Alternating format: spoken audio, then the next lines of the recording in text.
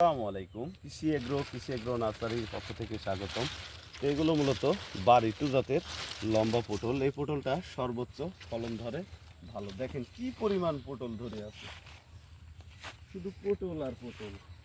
অন্যান্য জাতের সাথে আমাদের এই বাড়িটু জাতের পটল সর্বোচ্চ ফলনেও বেশি হয়। আর এই জাতের পটল কোনো ধরনের পরাগায়ন করতে হয় না। পটল চাষাবাদটা মূলত উঁচু জমিতে করতে হয়।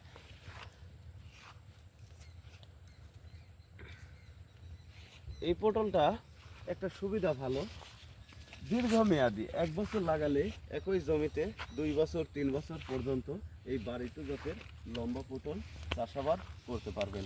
দেখেন থোকা থোকা পটল পড়ে আছে, পটল আর পটল। এটা অরিজিনাল বাড়িটু জাতের লম্বা পটল।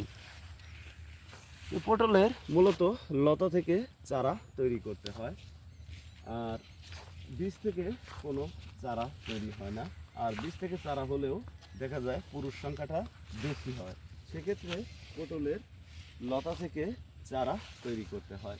এভিওর আমরা বাংলাদেশের প্রতিটি জেলায় এই বাড়িটু জাতের হাইব্রিড পটলের চারা বিক্রি করে থাকি। আপনারা যদি পটলের চারা সংরক্ষণ করতে চান, স্ক্রিনে দেওয়া নম্বরে যোগাযোগ করবেন। আর ভিডিওটি অবশ্যই একটি লাইক, শেয়ার, কমেন্ট করবেন।